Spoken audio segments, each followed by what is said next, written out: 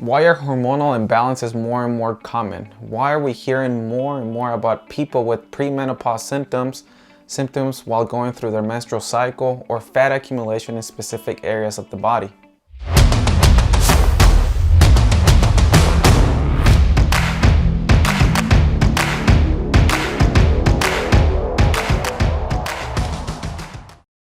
The truth about all the hormones in our body is that they need to be utilized, they need to accomplish their function, and then they need to be eliminated.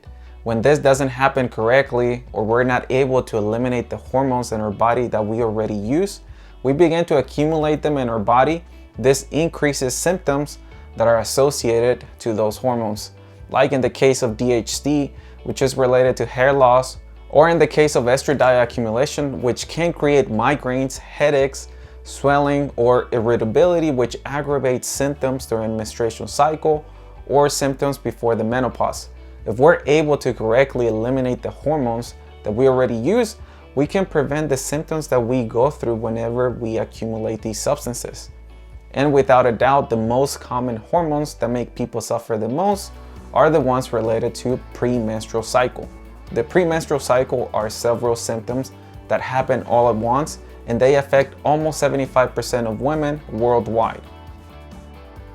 This accumulation of symptoms creates several patterns like mood swings, irritability, depression, or even anxiety. Even minor symptoms like fluid retention, bloating, breast sensitivity, cravings for specific foods, mainly carbohydrates and dairy, headaches or migraines, and even sleep difficulty. 20% of women that suffer the premenstrual cycle symptoms have a more acute syndrome called premenstrual dysphoric disorder, and this is not something that is normal, and this is due to hormonal imbalance.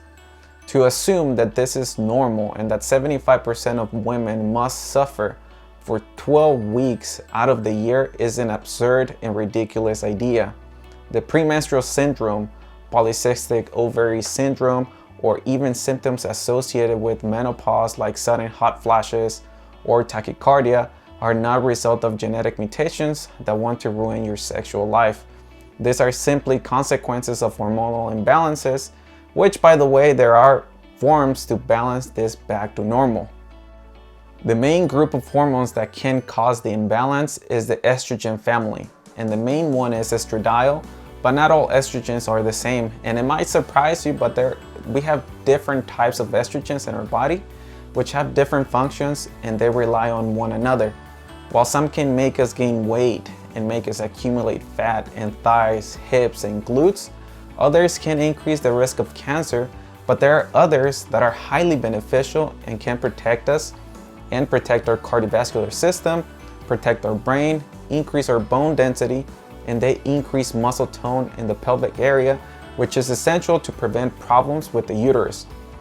In our bodies, but mainly in women, there are two types of estrogen: estradiol, or E2, estrone, or E1, and in much less abundance we have estriol, or E3. There are many more, but these are the most relevant.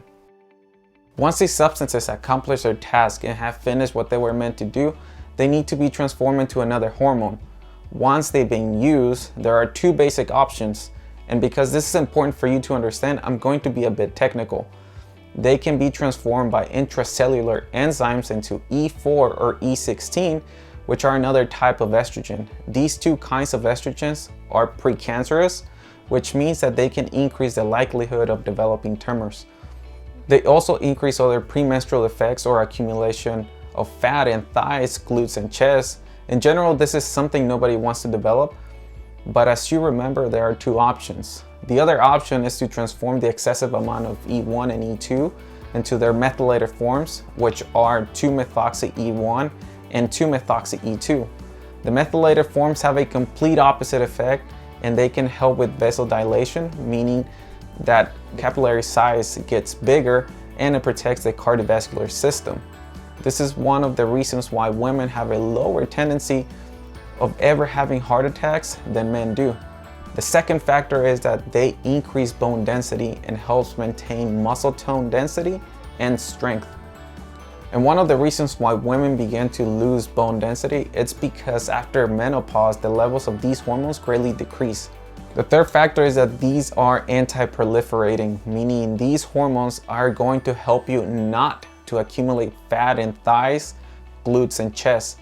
And like I mentioned earlier, there are other estrogens that proliferate, meaning that they help create tissues. And many times when this happens excessively, it gives way to develop fibroids in the uterus.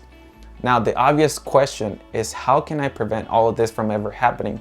Well, this is very simple. First, I need to prevent the use of things that alter my sexual hormone levels.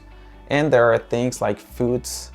And this also prevents the overaccumulation of hormones and creating those harmful estrogens. Another factor that you should ask yourself is why whenever our hormones are altered in the blood can affect our mood so much. One thing to mention is that we are not crazy. What happens is that many people are oblivious to the fact that sexual hormones like estrogens, progesterone, and testosterone have an effect on the brain. These directly affect our cognitive abilities, and this is why with premenopause there could be effects related to memory or foggy memory. A clear example is that many types of estrogens are beneficial to our organism and stimulate the production of serotonin. This is a neurotransmitter that increases our mood, self-esteem, and at the same time it helps us not to overreact. Therefore, if you want to increase your self-esteem, your mood, prevent diseases, and have less pains during your menstrual cycle, keep your estrogen levels balanced.